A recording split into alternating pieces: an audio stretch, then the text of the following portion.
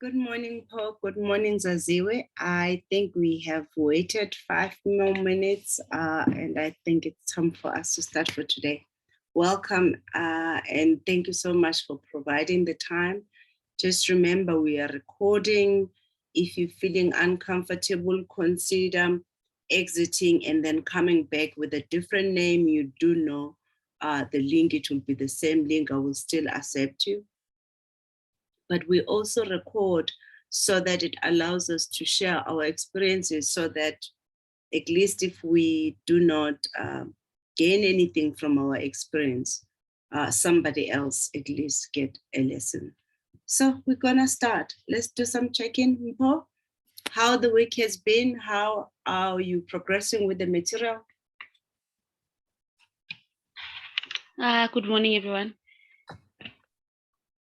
The week has been hectic.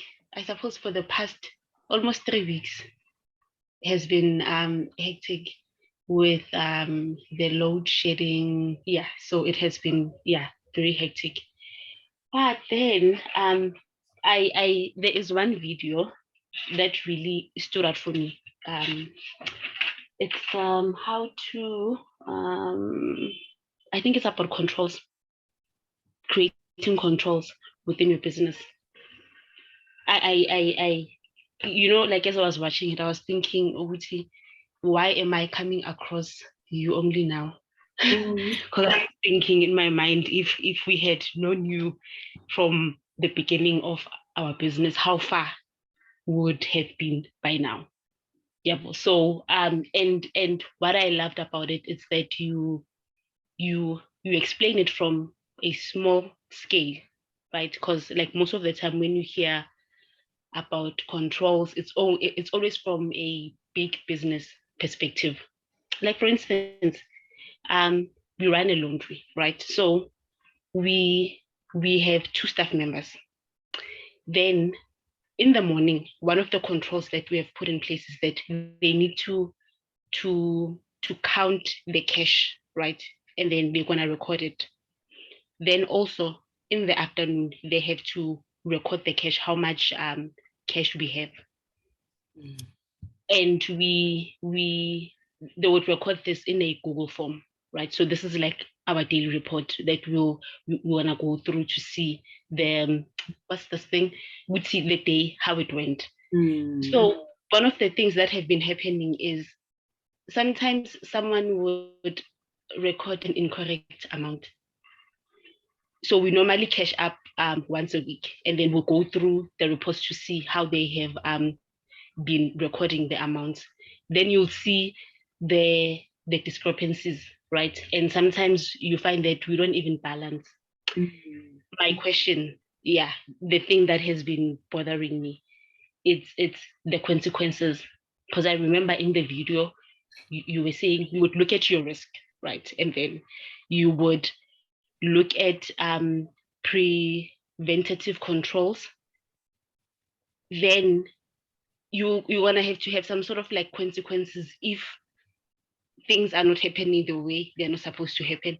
So I feel like sometimes we become very, lack of a better word, soft, and we would be like, okay, we are not sure what happened, and then would ask maybe the person from our investigation would see, which okay, this is the person who who didn't record isn't correctly, right? And then it could be also that that's why we are affected with a shortage or a surplus, right? But the consequences, like I don't know what is the right, like what is intense enough to say, hey, this is what like this is the consequence for this sort of behavior. That's one of the things, ne? And then the other thing that I've been thinking about a lot, it's the scarcity mentality, right? I just feel like sometimes you don't have enough resources and even the resource of time. I've been thinking about it specifically from the how to set your goals module to also this module about how to keep your money or how to to grow, or how to get the money in, right? And I've noticed that I tend to focus on the it's not enough mentality. So I've been struggling with how do you then, if Gamampela, what you are seeing is that there is not enough, then how do you even begin to shift your thinking, right? And one of the things you said during the session is that we're gonna have to try to be a bit more goal driven than being work driven, because I see that sometimes I'm work driven, and then I sometimes get lost in the day-to-day things, right? And then I struggle with understanding which, okay, what is the end goal for this, and what is the appropriate task, and also how do I measure ukuthi I'm getting there. I feel like I'm always working, but like nothing is materializing the way I would like to see it materialize. Yeah, so that's where for now I'm at. Sure, it's a lot. I know. But I love it. I love it. I think today the coaching session is gonna help us to map these two things that you have outlined. And thank you so much for sharing. And I'm grateful for your feedback, in especially on the part on I wish. That's a thing, though sometimes we come across entrepreneurs that have just started and we say exactly what I'm saying to you and what you are hearing, but they won't hear it because the world have not beaten them enough for them to be soft on that. There's still some sort of what we call some sort of an arrogance that says, no, I'm prepared, I know. But I think we have to fail sometimes for us to be ready to hear. Because it's one thing to listen to it and hear it. It's one thing to comprehend it and almost like contemplate on it and live in it and feel it. And then you will act, because now it's changing how you see things inside of yourself. So, I'm excited, Impo, and I'm feeling aesthetic. I'm glad to hear that. But it's true what you're saying, because some of the things that you are teaching on, it's that we've been hearing, but sometimes it's like you struggle with the link, with how does it actually link to you, and how do you actually comprehend it so that you can act on it. Yeah, but like you can know it at one level. I actually sent a link to my business partner on that video about creating controls, and I was telling her that we understand this thing one level, right? And then what we are hearing now, it's a totally different level. It's like we know the concepts, but we haven't really figured out how do we implement them properly without feeling. Use the concept to fulfill our goals. Use the Yes. concept to get closer to where we want to be. Yes. Yeah. And what did your partner say? She hasn't responded yet. She hasn't responded. But it's fine, because I know that sometime during the week we're going to have we normally have our sessions where we just are discussing things. So yeah, so I know that by then she would have watched it, and then we're going to be speaking from I'm hoping from the same place, right? And yeah, and trying to integrate the knowledge for both of us, because we are partners. It's difficult for one to move forward, cool, and leave the other one behind. Yeah, because marriage. Yeah, because sometimes like it creates conflict. You know, you like this is important, and they don't understand why it's important. So you constantly have to be sharing the journey that you are on, so that they can understand it from also your perspective. Yeah, absolutely great. So I'm glad, and thank you so much for sharing. Zaziwe, How has the week been going? Good morning. Good morning. The week has been quite busy for me as well, running up and down. What I've learned in terms of theory, because I'm taking everything as theory at the moment, is understanding the basic principle of keeping money. In order to do that, one needs to understand what cash flow is. So I understand that I have my customers and suppliers, right? And I understand that there's terms and conditions. And on those terms and conditions, I draft them down to my customers, whereas I receive the suppliers' terms and conditions of payment methods, how much age analysis I've been given. And then it's easier to have things written in place. So that's why it's important to have systems in place. Systems in place, they're not necessarily followed. We don't necessarily abide to them. So what stood out in the lesson for me was that we should get out of that space of being too scared of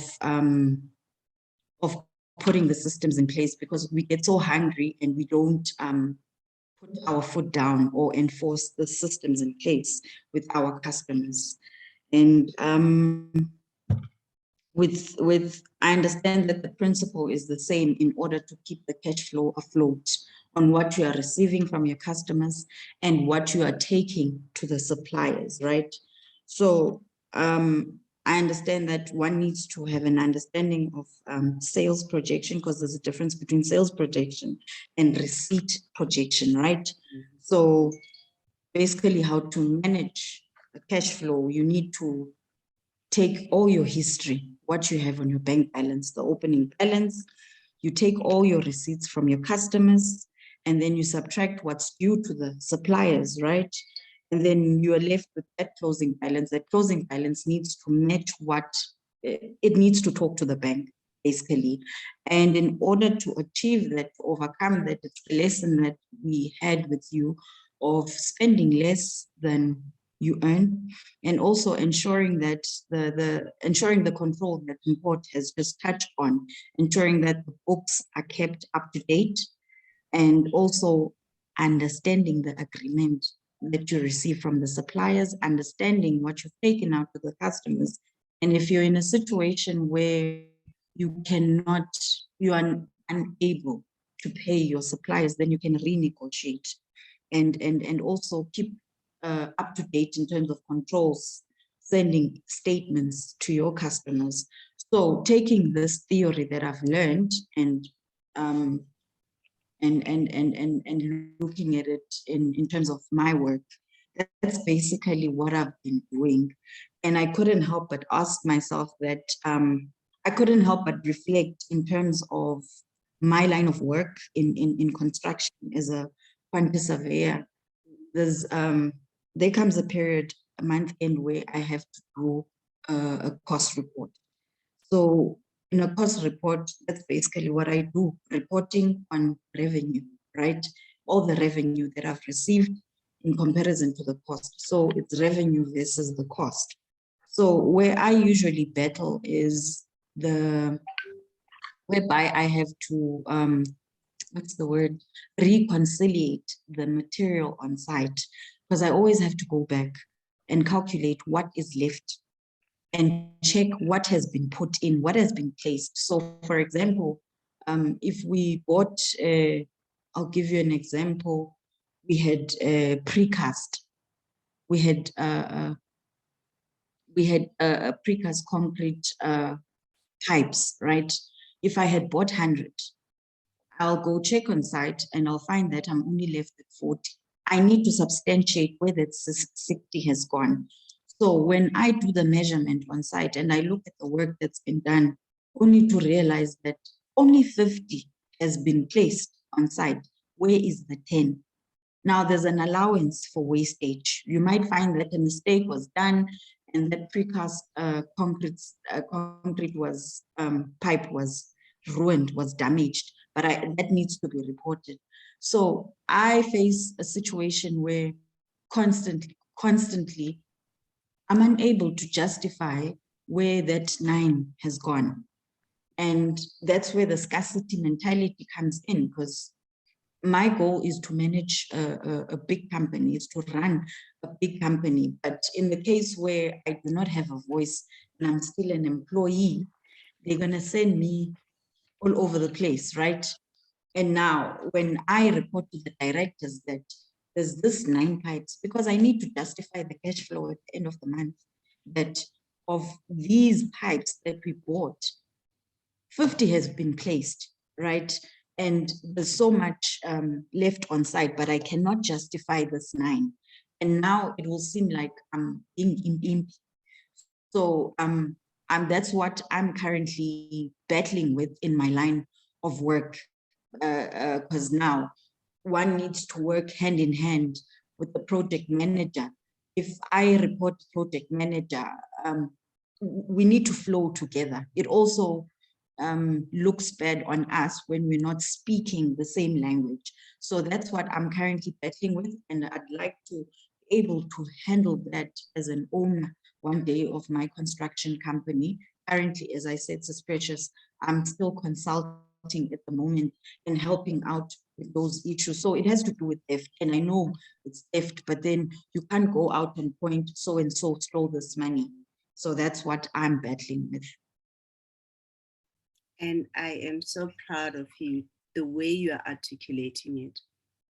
And I think the principles that I will try to unpack for our coaching lessons today will help you, whether today you're just a consultant, tomorrow you are a director, or even in your lifetime, if you are a non-executive director. So I hope your notes are ready to both of you, because this is gonna be great. And I was feeling bad that, we only have 2 people. I'm expecting about 5 at least, or 4. But I also just remembered that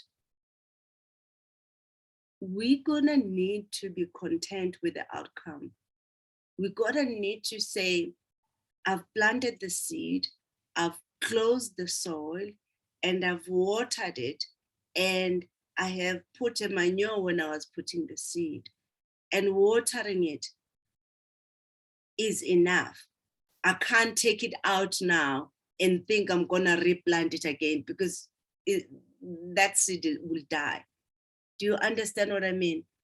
So, and I think as I was just listening to you guys just now, I was like, actually, I'm gonna use the whole time unpacking this and working on this, because maybe you guys needed to be here for me to then go deep dive on these things. And thank you so much for that. Okay, so we are here because we're meant to be here. And I think I'm gonna start with Mpho on designing of controls, and picking up that the control has picked up that there is deficiency within our control. But because we're aligning this on day to day, it's aligned also to our roster. We also know who. Now we know the person. But now, how do we address the consequences? What happens when we feel we're becoming soft, i.e., the emotions come first? And what then happened to the person? How, when we implement what happened to this person, how do we make sure it doesn't affect the team, but it also does not affect the individual's performance on how they see themselves? So, Paul, if I was you, I pick up that there is a discrepancy in the petty cash. I will first ask the individual to come and tell me what happened. Please write down, and I would prefer them to write it down on what happened. Sometimes other people are afraid to write things down. If I feel they feel a little bit uncomfortable on writing things down, I will ask them, and then I will tell them, I will record the discussion just to have a feel of what went down. And you tell them that I'm asking this so that it gives me an insight on what happened yesterday, because this will have been a cash problem from the previous day. So there could be several reasons the individuals could actually come up with. One, it could be, I didn't count, there's a possibility I didn't count the change of the customer properly. It could also be, I used the money, but I can't tell you for now, I'm gonna pay it back. Or it could be, I think I just made an honest mistake, but I'm not sure where's the mistake I made. Or it could be, I'm not comfortable, or I'm not good with the numbers, so I always mess up my numbers. It could be, I left the till open, I don't know what happened. Do you understand that, Mpho, all these answers will throw you in a different conclusions? Some there's a personal accountability, some there's an environment, and some there's also an indication it could have been one of other employees. Does that make sense? Mpho, do you want to unmute? Yes, it does. It does. And the reasons that you have listed, it's some of the reasons that have came up when we have a conversation about this. But the one that comes up all the time, it was a mistake. Perfect. And I like that one. It was a mistake.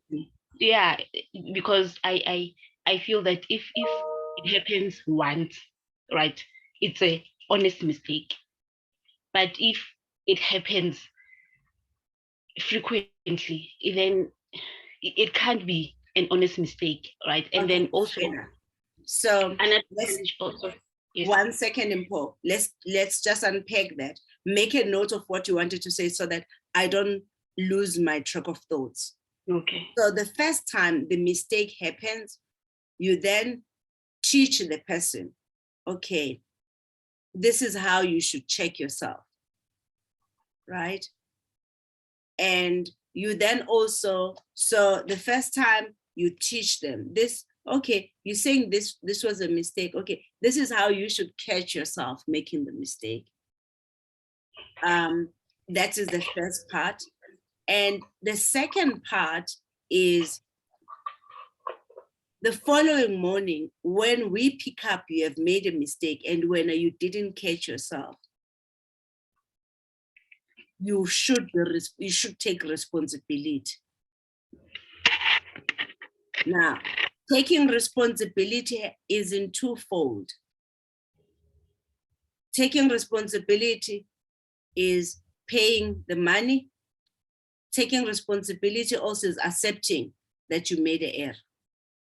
So you will accept that you have made an error, and you will then also pay the company back. Because when we have money missing, you are stealing from all of us. It's a loss to all of us. When you have money missing, it's missing for all of us. Okay. Now, how do the payment get to be worked on? It depends on the size.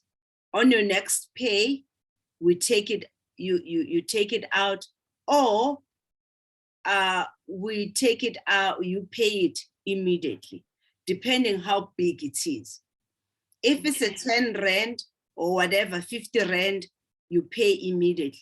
Maybe if it's above 100 rand, we will take it on your next payment. Okay, makes sense. And then you say, is that fair? And you will discuss this with others too. So you start with that individual, and then they accept or reject. And then you bring it to the team's discussion at a later stage. Guys, we have found out there's a mistake that was made. How do we deal with the mistake? The way I see it, when we have a problem or when there's a mistake, I need to also guide you and show you how you should check yourself. But I also need you to take a responsibility that if you are given a task, you take sufficient responsibility and prudence to make sure it's done right. And also, if we pick it, you didn't pick it, you should accept that responsibility. You can't say, no, it wasn't me, because there is no accountability there. We take a responsibility and accept, and then also you have to pay it because it's missing to all of us if it's missing in the organization. If it's less than 50 Rand, the missing change, you then have to pay it. If it's above, we will take it from your next payment, your next payroll. Okay. No, it makes sense. And you make the catching up daily, and it needs to be verified. So in most companies, counting of cash, daily cash, is not done by one person, but your business is still small. So there is a possibility that sometimes it's not possible to have two people. But if it's daily, it doesn't matter. Whoever who closed the office for the day is responsible for the correct cash in the company. If somebody has stolen the money and then they left early, it means when the person leaves, the cash has to be counted before they leave, kind of thing. Because you also don't want to have a situation where person take the responsibility to somebody else and say, no, it wasn't me, it was this person. You want to hold them all accountable. Okay. So Yeah. I'm saying, in generally, cash is always counted by two people. But if you have, your size of the business does not allow, or if sometimes the employee will leave, and so the person who leave, the person when they have to leave, the cash has to be counted before the second person leaves, so that it leaves with one person that will be held accountable. Okay. That over time also will eliminate dishonesty. It might also, but it will open another opportunity of collusion where both people can say, when we counted the cash, it was this much. But you will then say, but it was two of you in the morning, and in the afternoon, surely when the other one left, it's supposed, so who was counting? So it also might mean you need to consider having just one person responsible for the cash. Should you feel maybe there's always cash missing? Okay. No, I understand. So one of the things that help us to verify the cash, we have a point of sale, a Yoko point of sale. So we are able to see the number of sales that came through in a day. Perfect. Then we are able to compare that with the money that's in the till. Then also it's still very manual, but we also have sort of like a cash book to record any money that's going out. So we are able to look at the sales and look at the money that went out, and then also look at the daily report that we get to see where the discrepancies happened.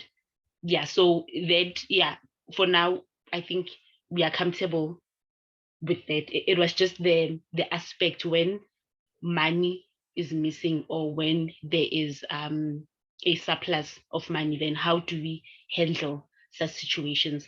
But what you have outlined is really helpful. Okay. So when Yeah, there's a surplus, you just leave it in the till. You share it with the group of surplus. One day when you guys have a deficit, you take out from the surplus first, and then you reconcile.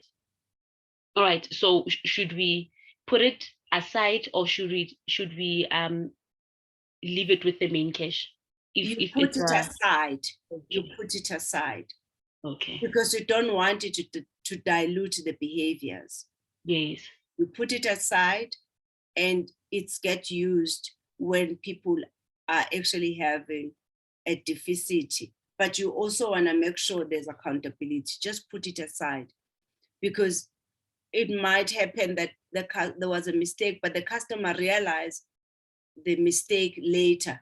And when the customer comes and say, you know, the last time I was here, I got shortchanged by this amount.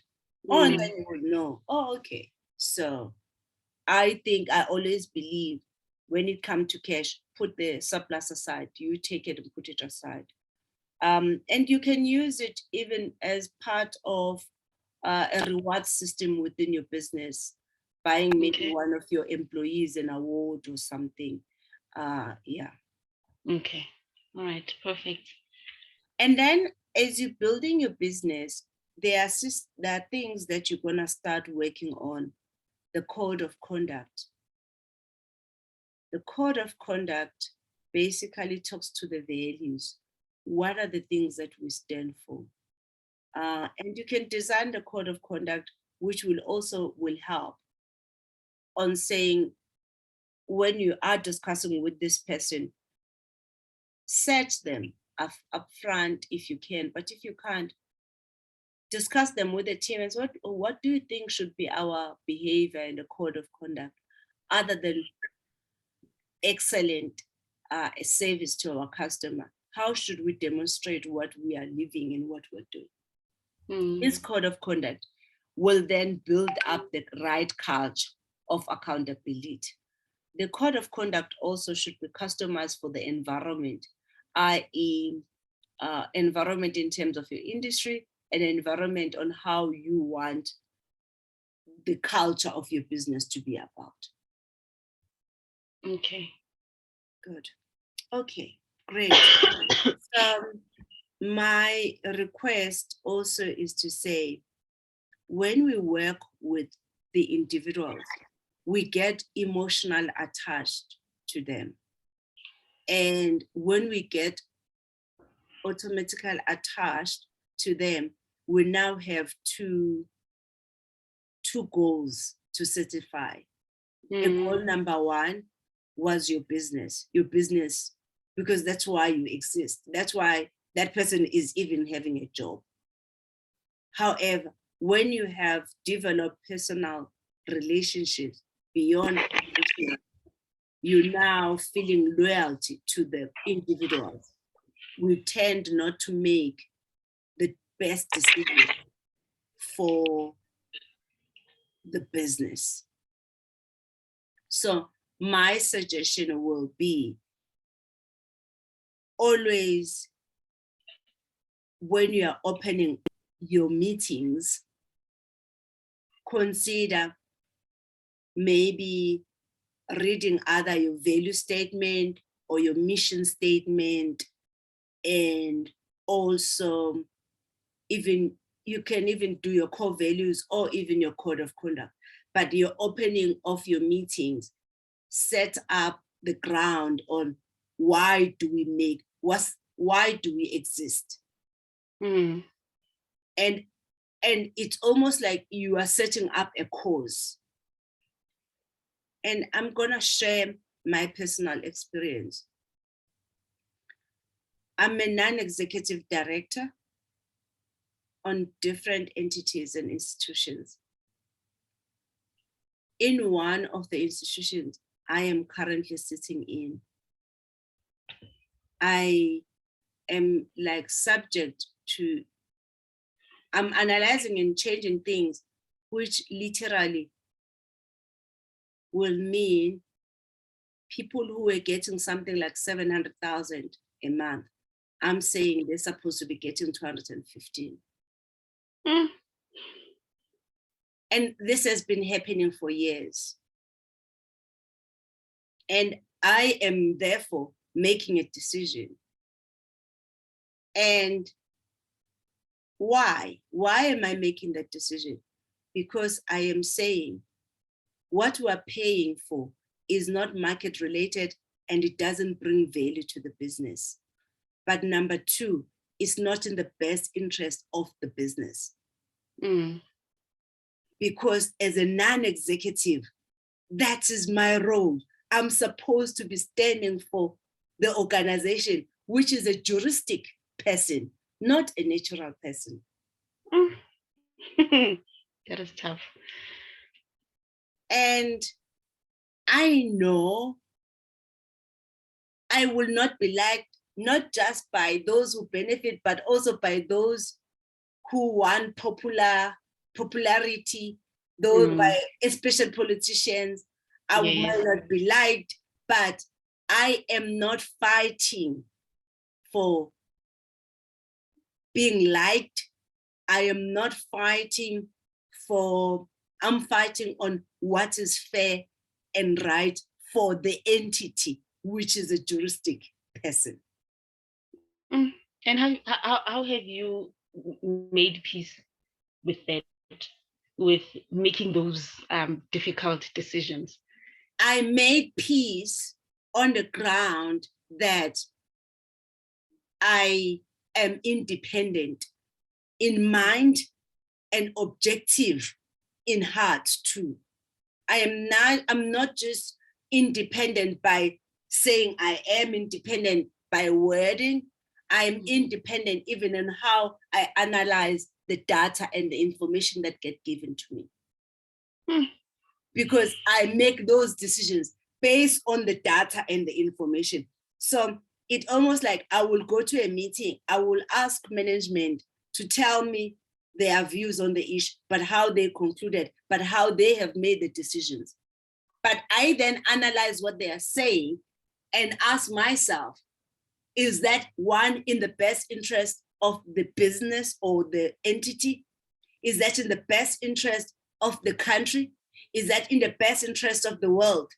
And if the answer is no, then that's not the right decision, even if they might believe and think it is the right decision.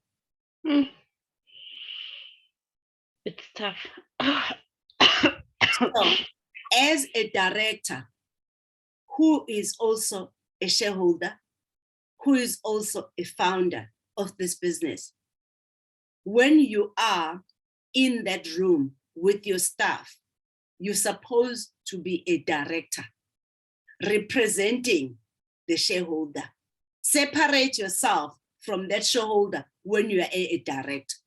But at the same time, when you have finished your meetings, ask yourself, are the decisions that I'm making in that directorship are in the best interest of the shareholder? Are those in the best interest of the business? Are those in, because those are separate entities with different needs and requirements. Are these decisions I'm making in the best interest of my industry?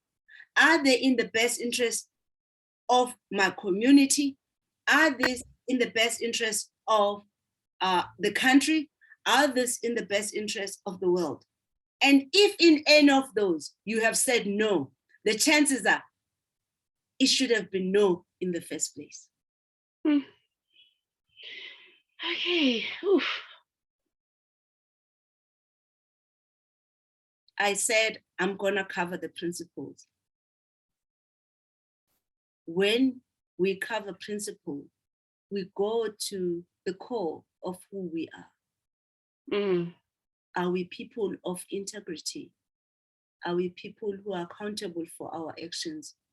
Are people who take responsibility? Are we people who passes the roles and responsibility to others? Are people saying, you know what, I'm just a junior staff, I can't do what is right, I will leave it to others? No. Leadership has nothing to do with the role. Leadership has to do with who you are and what you stand for. And leadership is not gonna come when you have a role. Leadership will come when you're faced with difficult questions, but you are able to transcend yourself from the noise and get to the real thing, the real truth. Precious. Sure. I can't help but ask myself if this one time when I was interviewed for a position, that in a case where I'm working with a stubborn contracts manager, how do I go about? And I think my answer offended them in a sense that I put integrity first. So what does one do in a situation whereby it seems like it's okay for the contracts manager to be stubborn? And in terms of your character, you're just doing what is correct. But then again, it reflects badly on you when you can't improvise and work hand in hand with the contracts. Collaborate. You can't Yes, collaborate. collaborate. Okay. So in that, I think my auditing background has not helped me much, right? Because within the auditing background is generally black and white, right? And the emotion and the attachment literally generally is like drastically not necessary there. Actually, I'm of a view that in all my career as an auditor and as an accountant, because none of my subjects relate to the psychology, relate to understanding how a human works. You understand what I mean? So I've therefore been so quite detached on how a human being really operates. And I think as you progress from being a supervisor to being a manager or a junior manager, a senior manager, and a director and a non-executive director, if you are not understanding how a human and the psychology of a human being works, you struggle as you move up.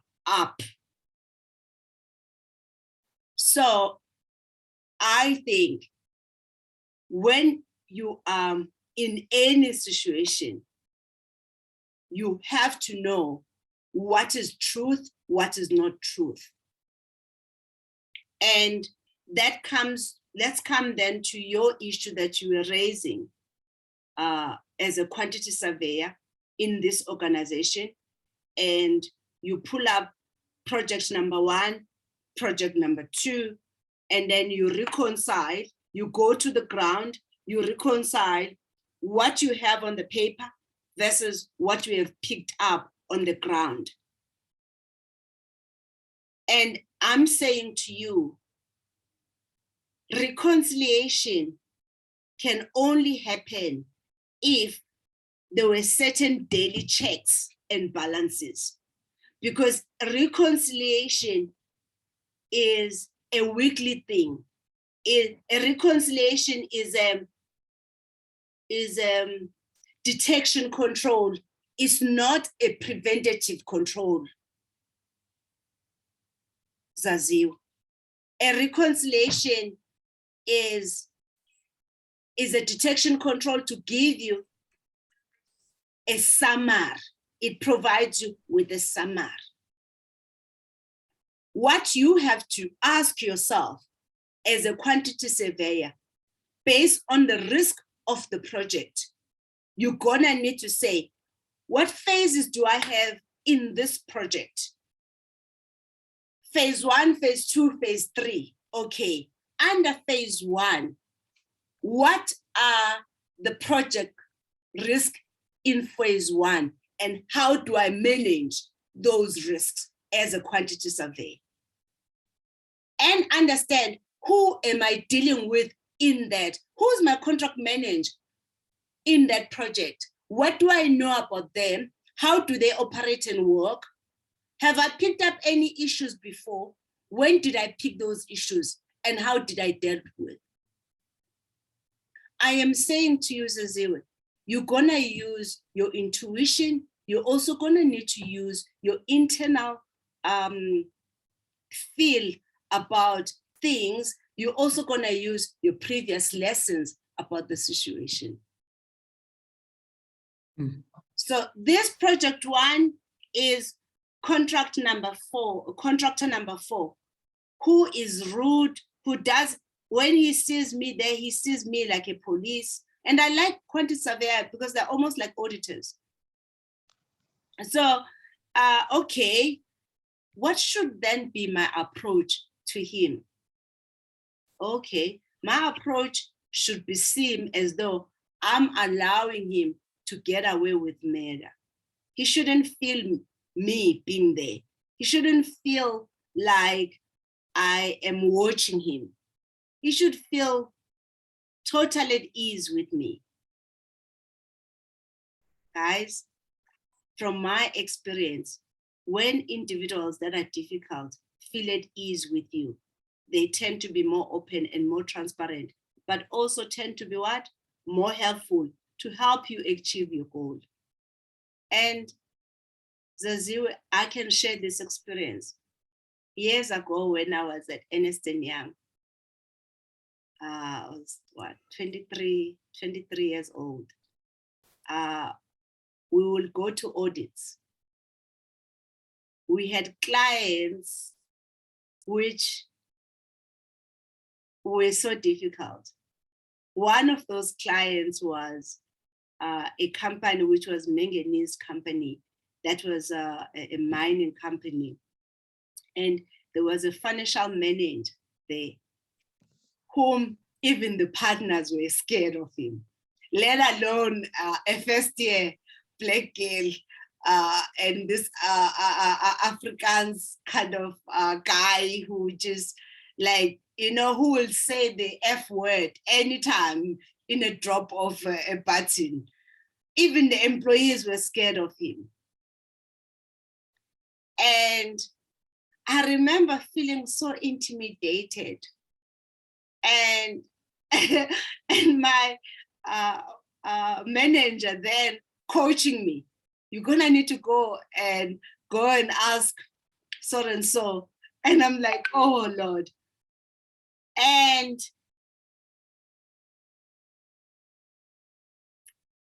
by the end of my third year, so I'm sharing that experience of being afraid, being even afraid to say hello to the guy. To my third year,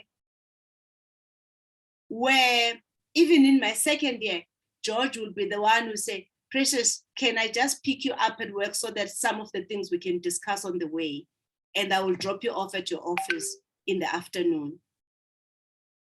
To a point that I met him a year ago in Gautrain, and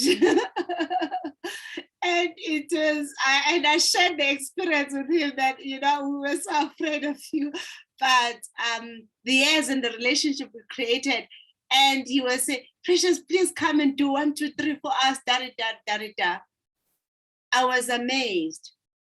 So what I can reflect on from that lesson is that do not fear people who sometimes have an aggression. The reason sometimes other people have that aggression is because it's also some sort of their protection. But in other instances, it's the way they see the world, it's how things have worked for them. Do not get intimidated by those people. Actually, see it as an opportunity for you to learn on how to deal with them. And I think looking at my 23-year-old then, as much as I can't really tell you on what I did and how I did it, but what I do remember that I've always been, which I'm still am, I will say to George, George, I'm currently reviewing your systems.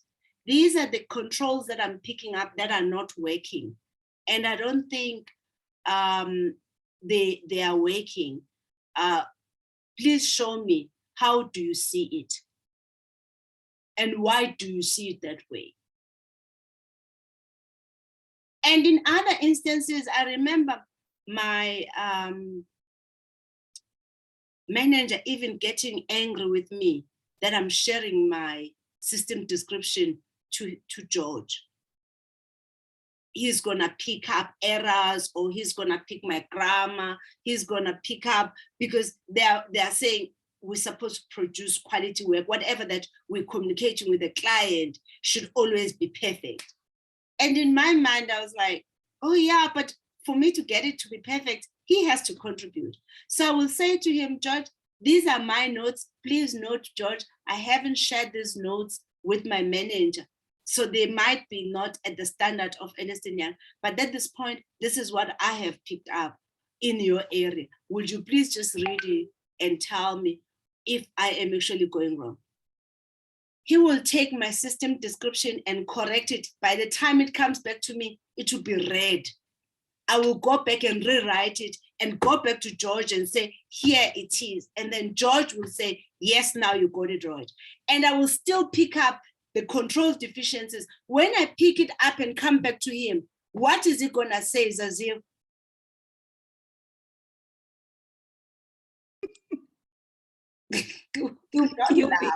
What is he gonna say?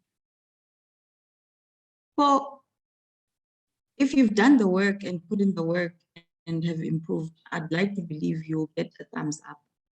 He's gonna say, actually, now you're coming with that view. You're possible right.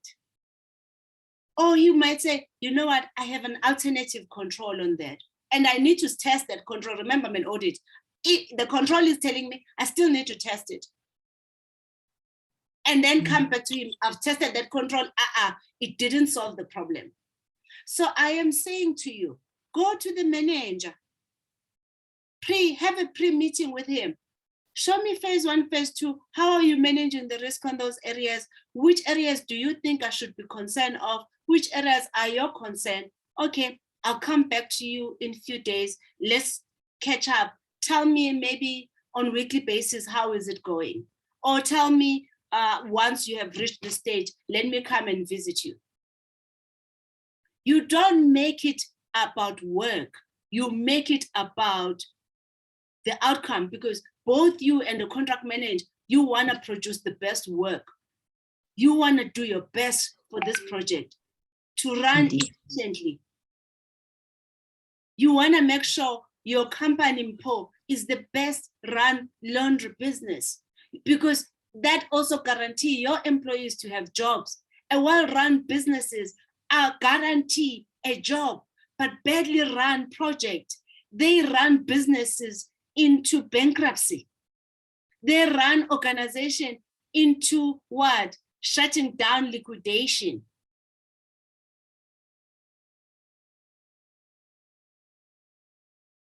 So I am saying that we need to make sure when we do the things we do, it's almost like it's a dance in life. When someone is aggressive, we should get soft. When someone is soft, we should then be aggressive, so that we provide the balance, because the universe works with the balance.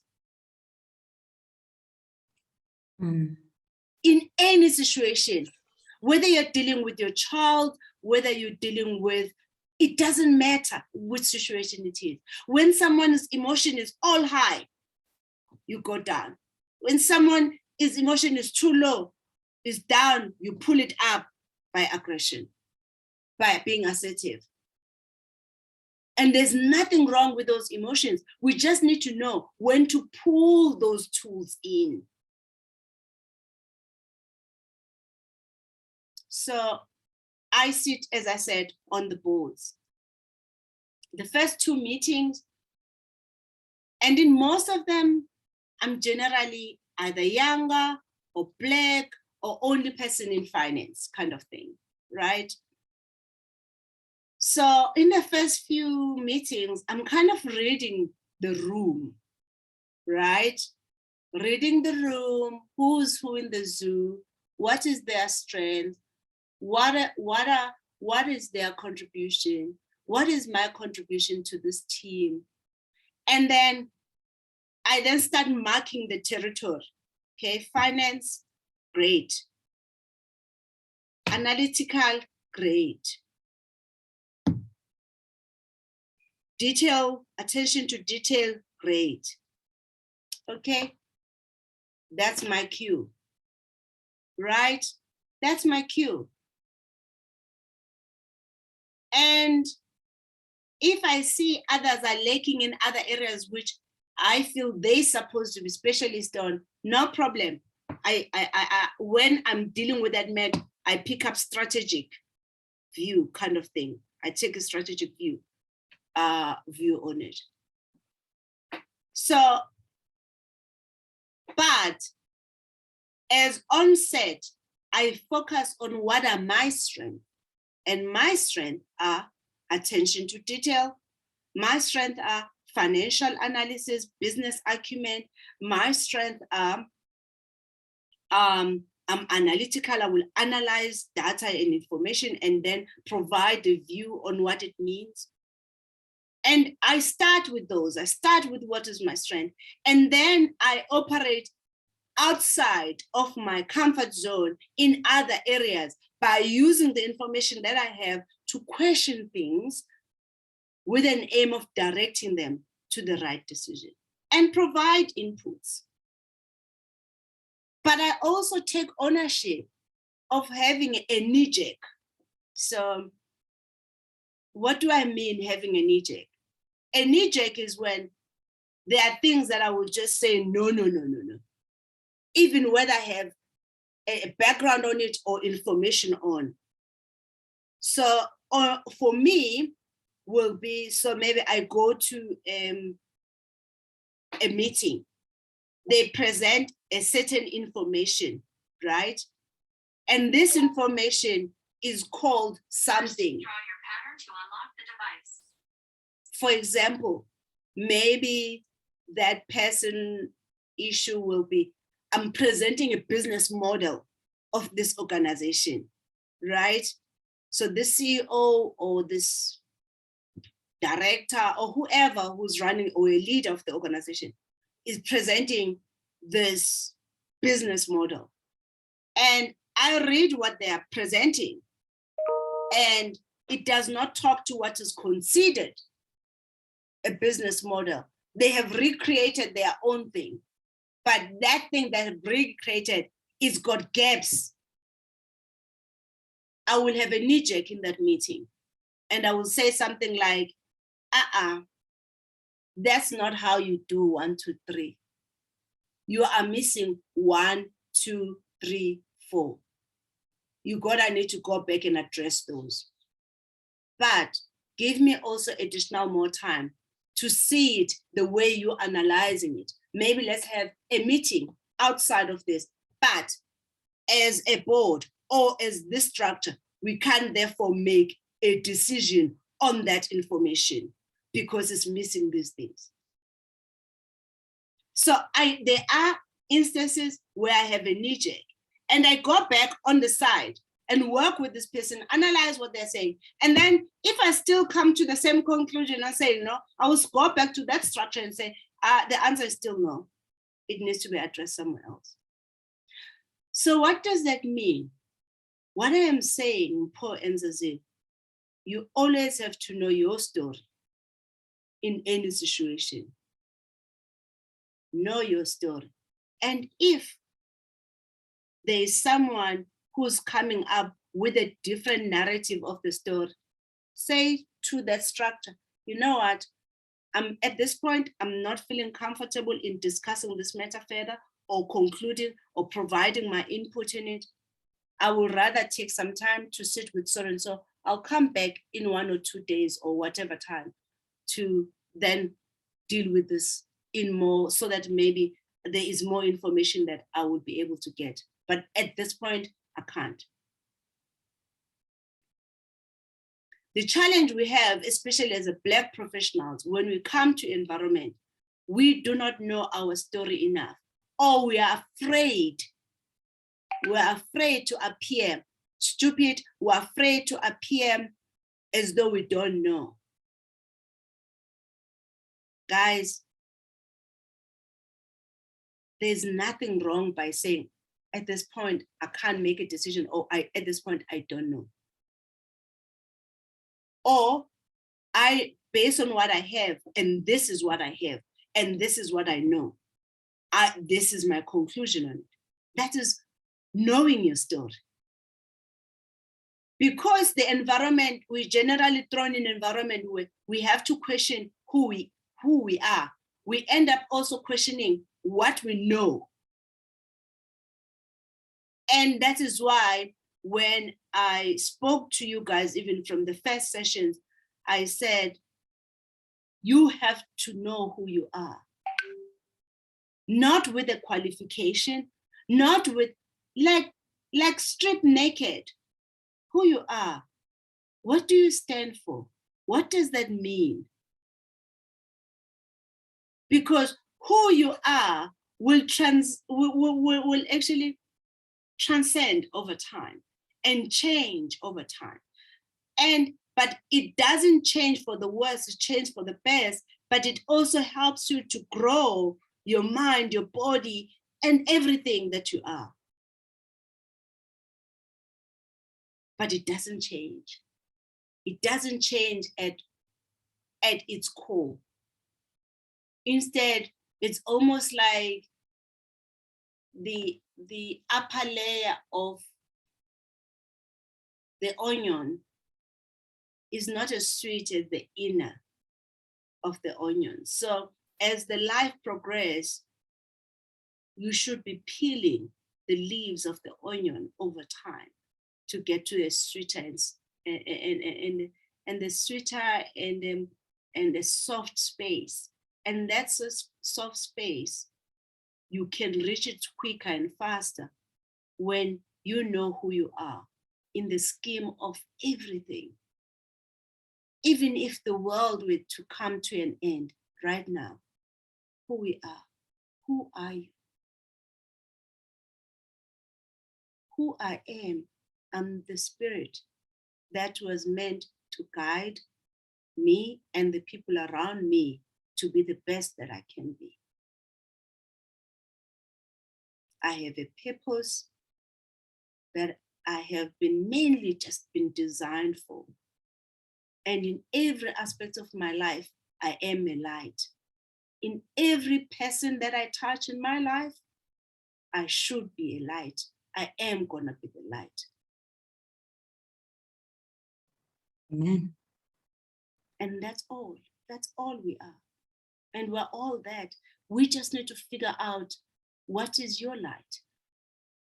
And when does that light need to come out under the table and go on the table and be comfortable with it?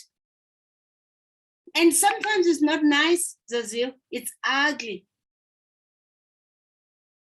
But the more you leave it, the more it becomes brighter.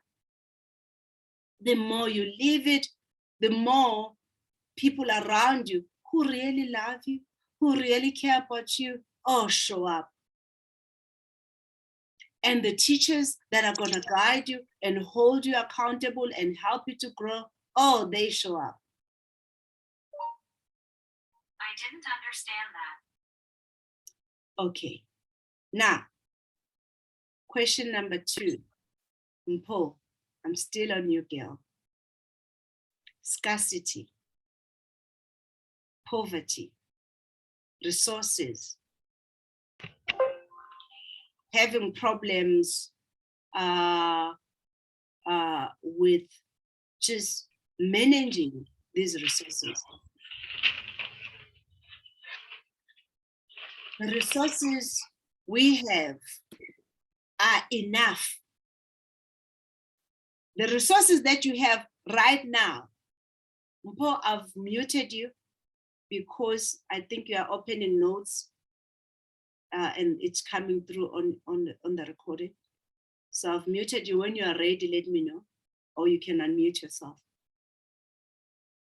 The resources that you have right now, Zaziwe, Mpho, are enough to your next level. The resources that you have right now, they don't seem as though they are enough. It feels like it would be better maybe if I had this machine. It would be better if I have this amount of money in the bank account. No. It would be better maybe if I had more time. You know, there's a whole list of things. It is enough. So how do you get yourself to believe and to know and to feel it is enough? How do you create that sense of resourcefulness, that sense of feeling it is enough?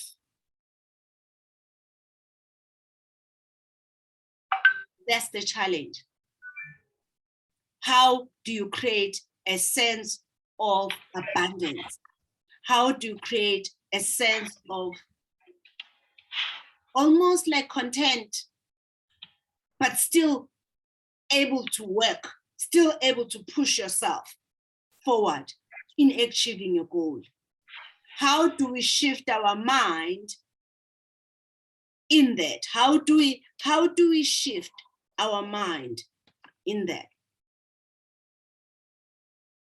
So I think we have to take it slow and first identify what do we find as a limitation. List down our limitation, the things that we feel they are scarce. Let's list all of them down. Let's give them a life. Let's be transparent about them. When you guys, we did a goal setting, I asked you to list the things that you think are gonna stop you in finishing this program or going through this program.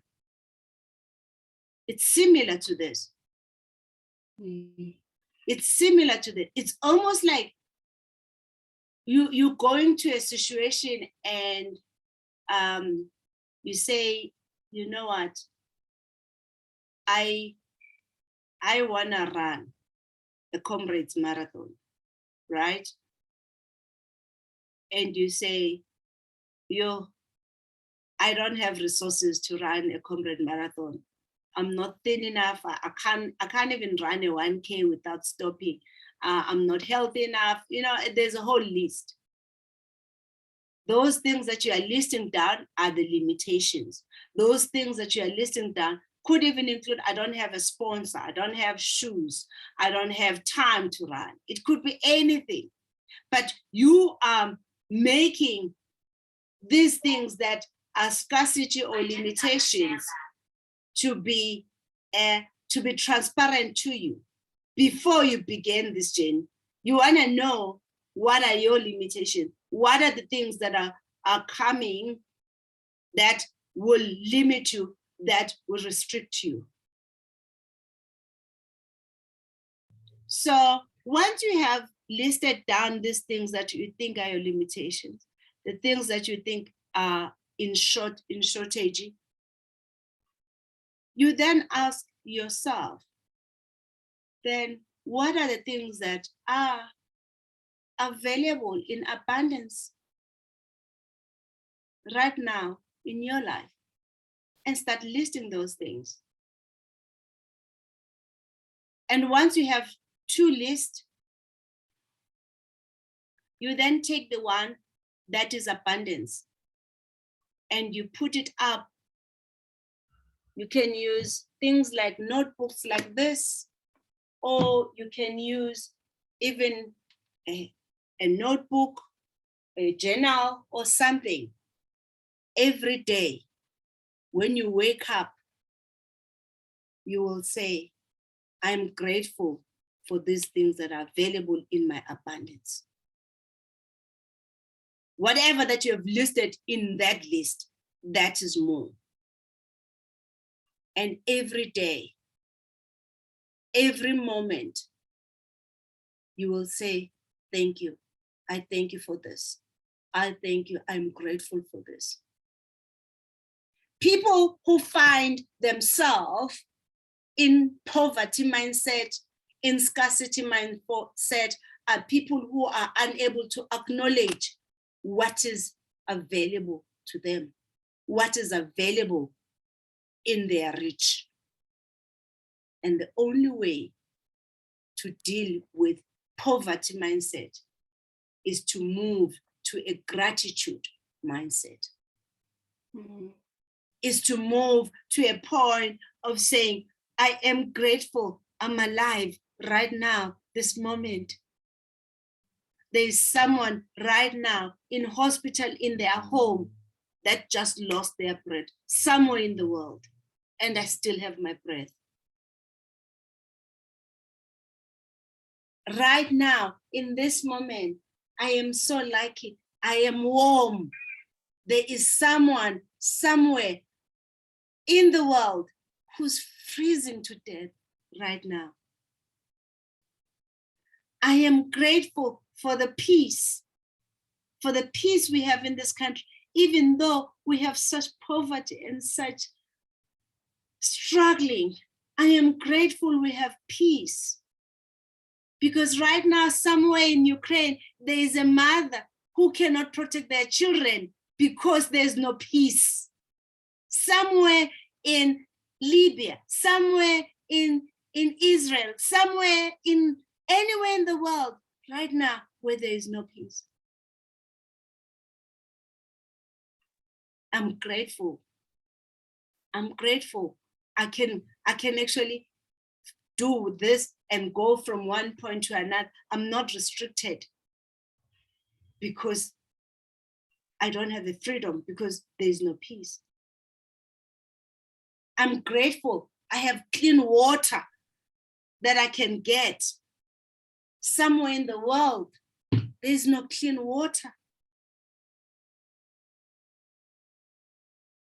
We're gonna need to start having a gratitude heart. And guess what? A gratitude heart look for the possibilities on how to use things that are easy, that are within the reach. Gratitude makes this thing that you have bigger. Gratitude helps you to understand that thing, the impact it has, and you work on it to make it bigger. And guess what? When you do that, it then starts building up a seed, and that seed start having fruits. The reason why we are so tied up on poverty is because we can only think poverty. We are not thinking abundance. And guess what? Ideas of abundance are not going to come in a poverty mindset. When you think you lack, nothing is going to come when you think you lack. But when you think you have enough, when you think, what is enough? What can I do with this enough? How can I stretch this enough? How can I stretch this 100 rand? How can I stretch it a little bit further? How can I make sure it circulates? Because money is built from what? Circulation. Economy is built from circulation. The reason why we have the politicians we have is because they still are in poverty mindset. They believe if it's only for them, then it only will mean they get better and they get rich. They do not realize they actually get poor, both in heart and even in balance. That is why they have corruption. That is why in their heart, they have fraudulent ways of doing things. Because the way they see the world, they see it from the scarcity mindset, whereas there is enough for all of us. For all of us. Right now, this moment, there's enough. And we could all live comfortably, and it's enough. So that is how we're gonna shift the 0-hour mindset. From today, you're gonna have a journal that you use, your gratitude journal. You're gonna list 5 things that you are grateful for. You can take them from your original list that you will have worked it out, or you can take them as they come every day. I like the fact that initially it comes quite like an effort, but as you do it, as you practice it every day, it will start coming very much natural. It will become very much effortless as I put my feet on the ground and I say, I thank you. I thank you. I'm alive. I'm up. I'm given an opportunity to give it another bash. I'm given an opportunity to give it another bash, another start, another redo. I'm going to be 1% better than I was yesterday. And I am going to continue no matter what. And sometimes it's difficult. Sometimes you put that foot down, the gratitude is not coming. The gratitude is not coming. But you're gonna need to deep dive, go inside of yourself, go inside of yourself. And literally even thank God, just even for the bed you're waking up in. Even from just taking that breath.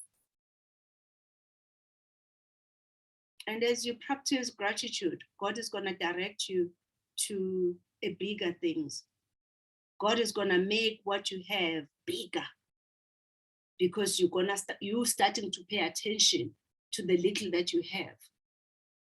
And the little that you have, that's your seed.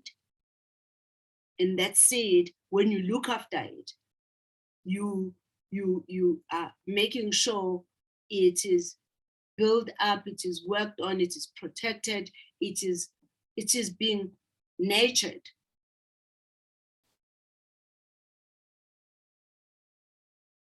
There's nothing that can stop you.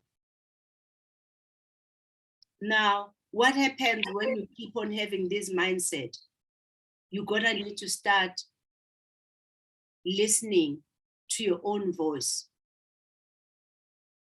then listening to the news, people around you, social media, and other comments from other people. Gonna need to start not listening, or even hearing it. I remember when I was in my journey of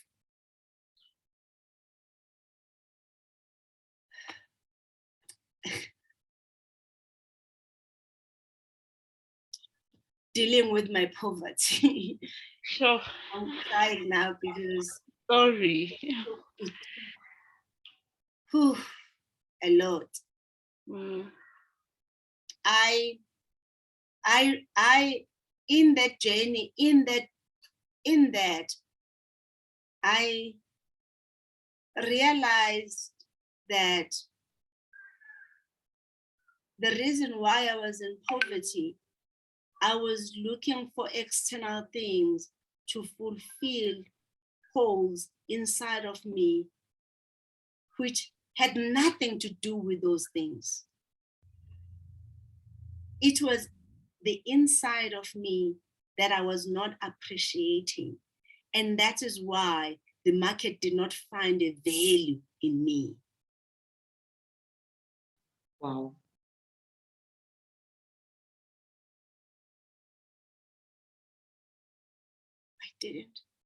I didn't. So as Black people, we think poverty is about land. We think poverty is about a bank account. That is why when we have the money, we spend it and buy all these lavish things. And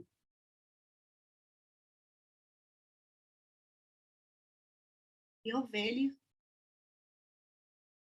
you're appreciating your value and who you are and what you stand for.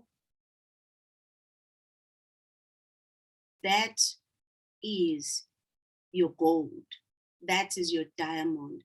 That is your platinum.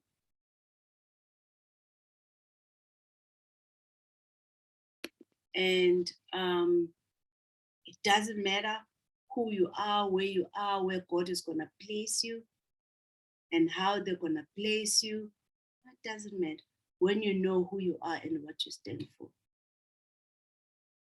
A poverty mindset comes from within. And that is why you could have someone whom you can give them a free fall of 100 million right now, without being coached, without being guided, without being provided. They will spend it and lose it. Why? Because you have not built up the habits towards being a millionaire or a multimillionaire. So for you to be rich, you're gonna need to take what you have and work on it to make it bigger. That is gonna be your seed.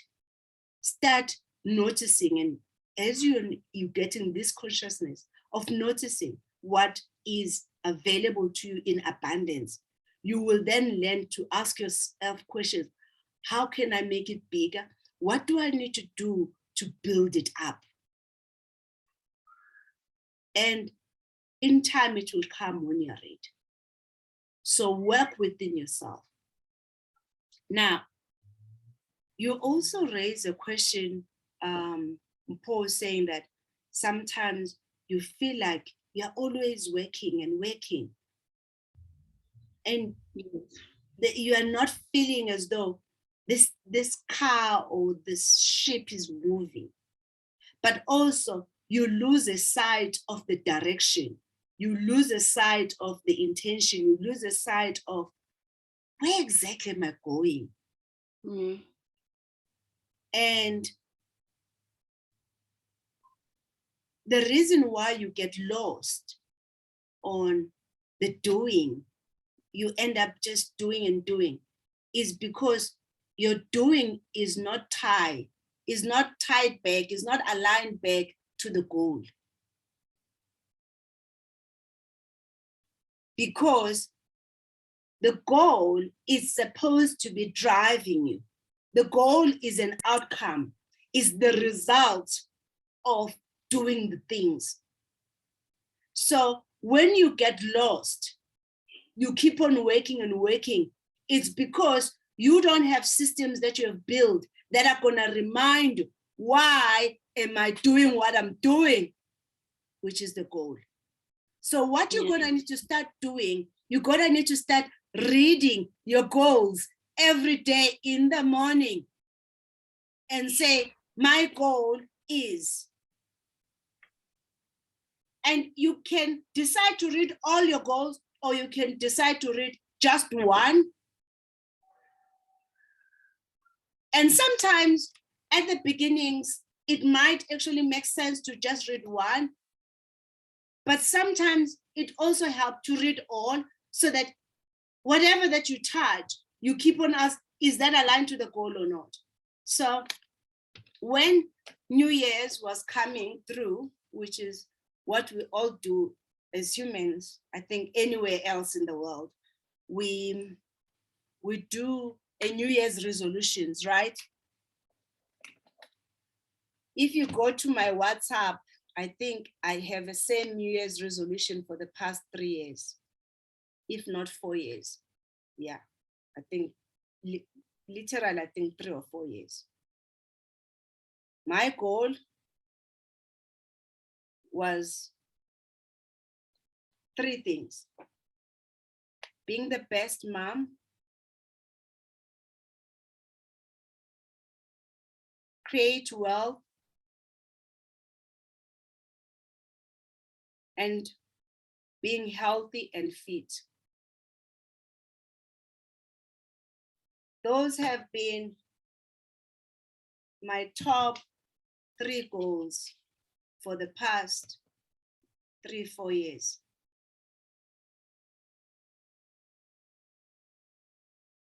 Have I achieved them? I wish. Am I better than I was on day one when I set them? Oh, definitely, yeah. I am way better. But have I reached them? No. But what does that mean? Does that mean I'm failing? To some extent, others might see it as I'm failing. But to me, I am not failing because I am learning as I am going along towards that goal. But when I set them, I said, I will achieve this by 12 months. It's 3-4 years down the line. Heck, I'm still not even close. So, okay, being the best mom, my kids are challenging. They challenge me. I'm not there yet. I feel I will be the best mom the day they're out of my house, right? The day they are saying, Mommy, I'm now gonna have my own house, my own life. The day they're adult. Yeah. And the day they say, I'm gonna go and be my own man now, I'm done. That will be the last day. That will be my award. But when I set that goal, I didn't think that. I didn't know that was my outcome. At the time, I said, how would I know I will be a best mom? I said, my kids will be happy, and I will do this with them. I will do that and do that. Some of it worked, some of it did not work. I cannot be certain about the outcome. I can't be certain that my kids will actually ever get out of my house and say that and leave. But what if they don't? Will I have failed to being a best mom? No, but my aim is to thrive towards that. Is to do whatever it takes towards that. Whether that is within my control or not, I doubt, because we all know you could actually have even a twin, identical twin, growing up in the same house, being raised by the same parent, going to the same school, dressing the same way, going to the same classes. They can come up total different.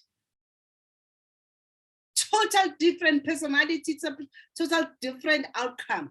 So is it really within my control then to achieve that? No, it's not within my control. But I can aspire to be a best mom and do my level best to be conscious about how do I do that and what are the tools available to do that and what can I do to make it different and make it better. Creating wealth, same thing. This one, the other time when I was reflecting on it, I even said, crap, I started these ideas in recession. But the more I started thinking about it, and I saw what happened, guys, when it came to that, was I looked at where I had been investing in before. I then said, okay, I'm gonna need to diversify, and I started buying properties and I started buying cryptos and stuff. Guess what? The market crashed. But what does that mean? Does that mean I cash out the money and then withdraw my investment? No, I was creating wealth, which was a long-term thing. So whether the market goes up or down doesn't really matter. I will leave it there. Yes, right now it might look from the money that I've put in versus the money that I have now, I've lost money. Yes, it could run to thousands, even to millions, of course. But does that change the principle that I had built when I said my goal was to create wealth? No, I might have invested in the wrong time. Possible, but who will have known, right? Who will actually detect and prevent that? No one. So should I then stop creating wealth? No. Am I better than I was? Of course.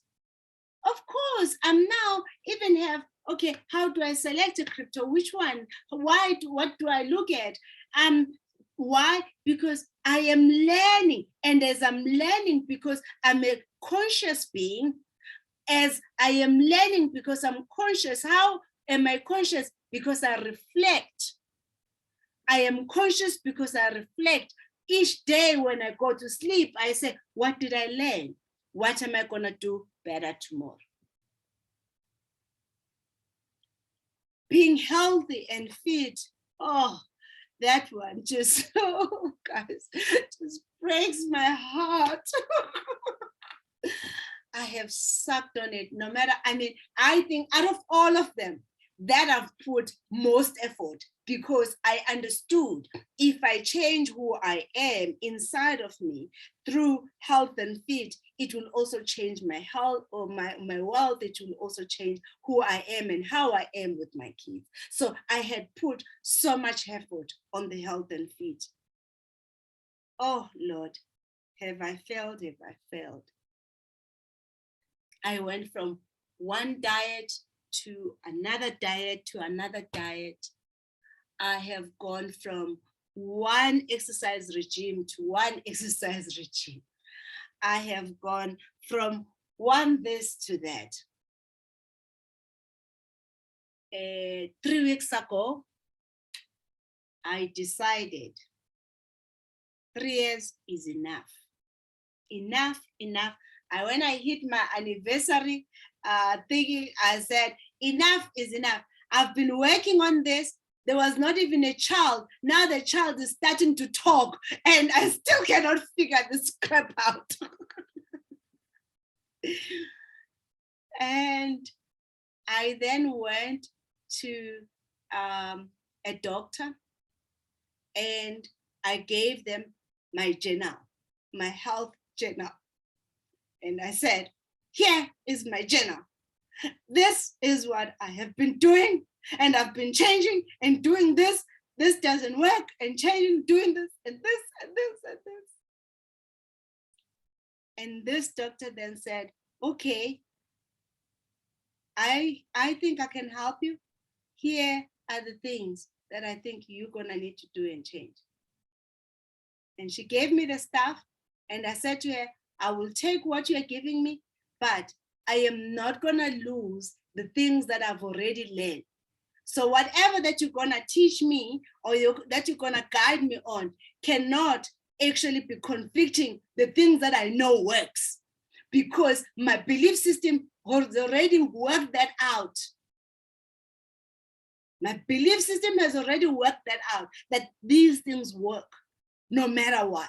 So here are these lessons. And if you can't build from these lessons, then whatever advice you're gonna give me, it's not gonna work. Because these lessons are for the past 3 years, me trying to do this. And then, guys, she helped me. She gave me the stuff that I need to do and use, and I've been using it. And since then, I've been losing 1.5 kg per week. And you guys, I can't wait, I can't wait for summer. That's amazing. For summer, oh, I can't wait for summer. I will be showing it off. Oh, yeah, and by then my journal will be done. My health and fit journal will be done, ready to be sold, ready for the world. Oh, I can't wait. So I was gonna have a question. I actually had a question. I wrote it down. I wanted to ask, how do you know when to stop? And I think from the story of your weight loss journey, I'm concluding that you just change the approach. So if something is a goal and it's important to you, you don't necessarily stop with it. You just try and change the approach. Yeah. Right? Yeah. So yeah. You change the approach, you change the strategy, you change the plan. Yeah. So my previous strategy, so first of all, so remember how I solve problems is I say, okay, here's the problem. So step number 1, find out who are the leaders in that space and what do they recommend. So I will go through YouTube, I will go through my teachers, but I know who my teachers are because I know who I am, right? And that is why I said to you guys the other time, you gotta need to start looking for your teachers. who are the people that you're gonna go to when you have problems. All the problems in the world. So for me, I know who my teachers are. So I went to my teachers and I found the solutions of what are the things that actually I need to improve or work on, right? So, or what are the things I need to focus on? And then it was very clear from the research that I did that to lose weight or to be healthy and fit, you really need to have three things. And I say to you guys on your training in some of the videos, it's between 3 to 5. But for health and fit, what I picked up, it was literally three things. One, and you need to change them simultaneously to get the result, to guarantee the result. One, it's the food, which is what? Nutrition. Number two is the movement, which is your fitness, which is basically your exercise. Number three, it's your mindset.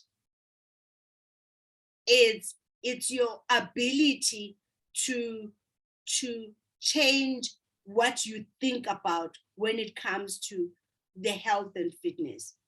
It's your beliefs about it, because those beliefs come from that mindset. That mindset has come from the certain emotions and stuff.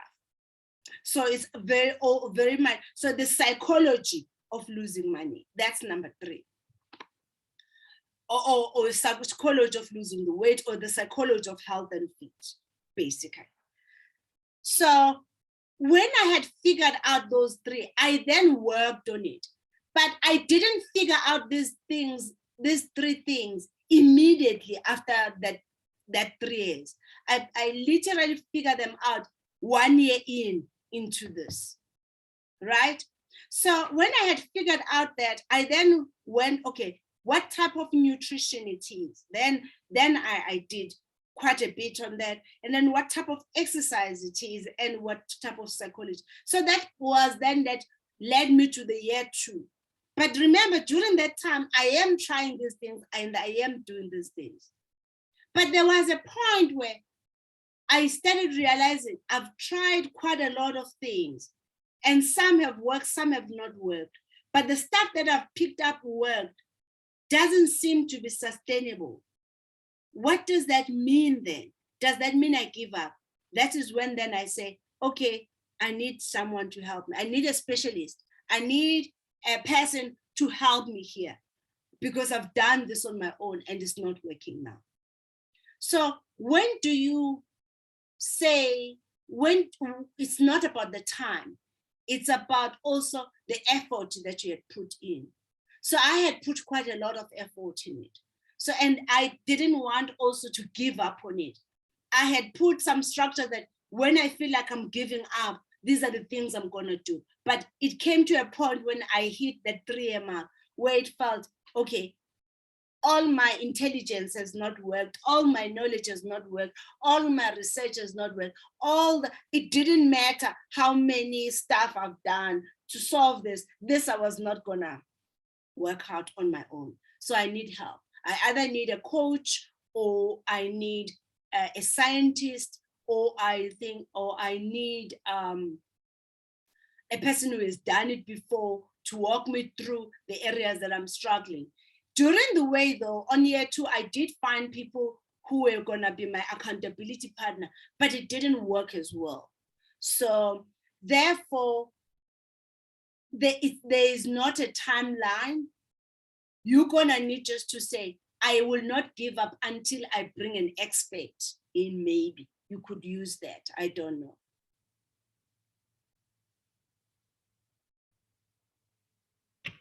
I get it. I do, because I was even starting to think the difference between short-term goals and long-term goals.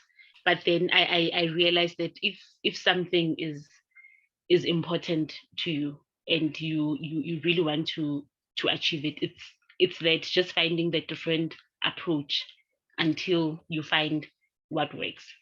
Yeah. And I'm also seeing it even in my business that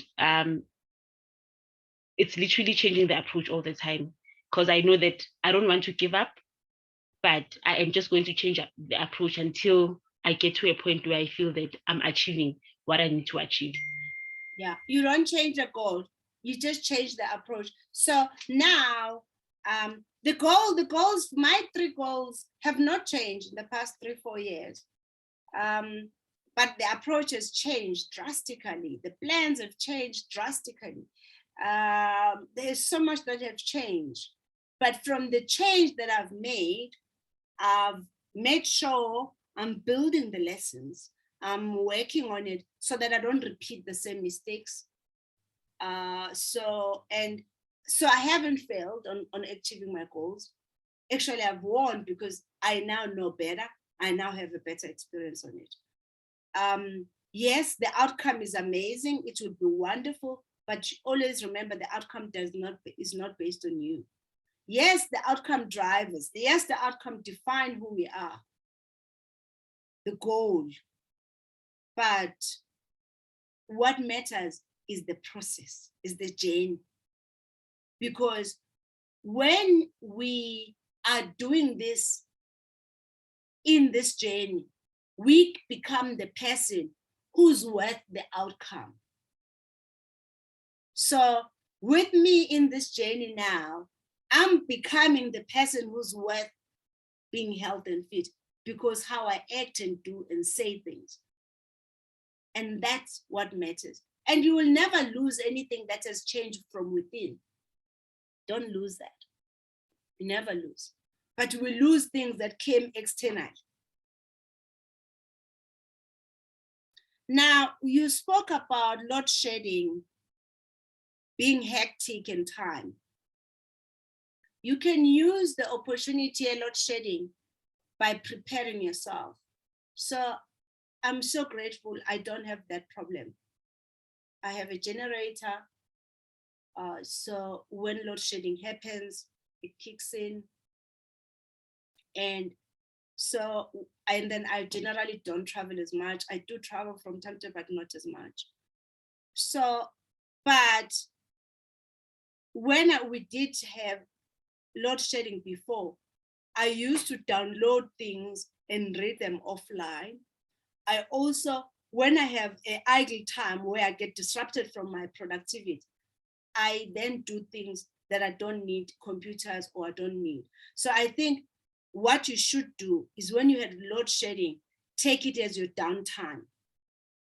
And then when you don't have load shedding, then you use the stuff that needs electronic. I also just want to say there was stuff that Uzaziwe raised around using the experiences to then one day leading to being a better manager or a better human being to that extent, and also a better director one day. Zaziwe Sithanda Sami, you are a director already. Act like one. Even though you are just a QS, a consultant, act like a director right now. There's nothing stopping you to take ownership of your space, what you know, what you are aware of, and how it works and how that works. Be the director now. Actually, I see you running that business one day, the very same business you're a consultant in. But that's not going to happen when you are retracting from where you're supposed to be called to be a leader in. And it has consequences though. Just always know everything we do has a consequence. It might backfire. Don't be afraid of that backfiring. You even losing your job. Don't be afraid of that. Guys, welcome the pain that comes to you with the open arms. Hope by when it passes, you will be a better human being. Work on the things that you are most afraid to do. Do those things that you are most afraid of. That is where your strength is stored. That is where who you are is stored, in that fear.